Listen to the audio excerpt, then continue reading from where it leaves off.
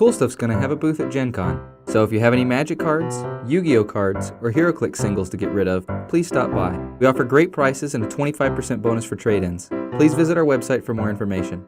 Thanks for watching, and now it's time for Judge's Corner.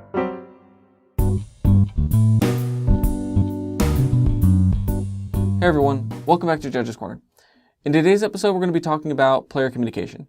Basically, the different types of things we use to determine exactly what's happening in the game, such as pointing from one object to another to signify something, or discussing a certain thing with your opponent to try to figure out the board state, or just clearly announcing that you're going to be doing this or that or the other. Good communication is essential for the successful play of any card game, especially when we're using things like made-up objects in conjunction with real cards, or counters or things that we make on the fly, in addition to the real cards in the game.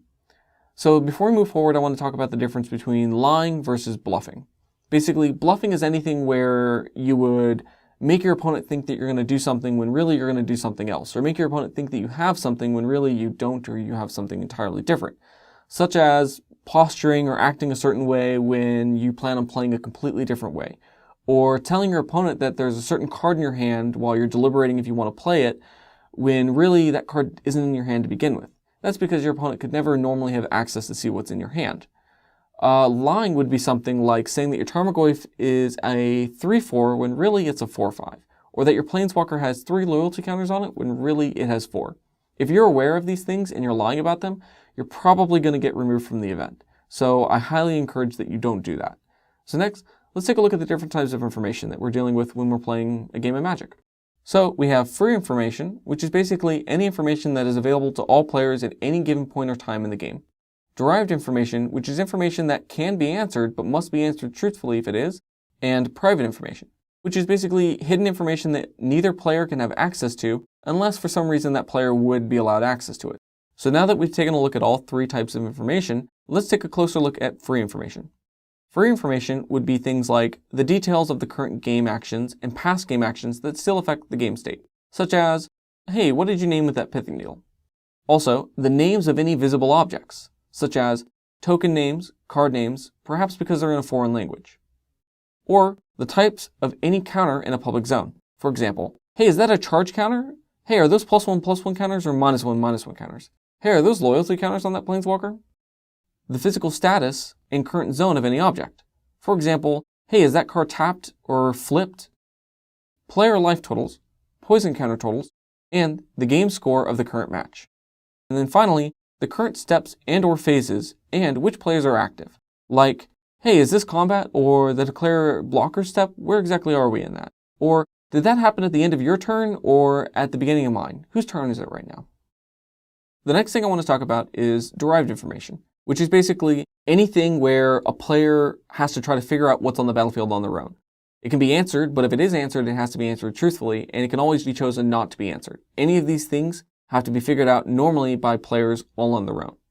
Basically, the number of any types of objects present in any game zone are considered derived information. For example, are those 10 tokens on the battlefield? How many lands do you have in play? All characteristics of objects in public zones that are not defined as free information are also considered derived information.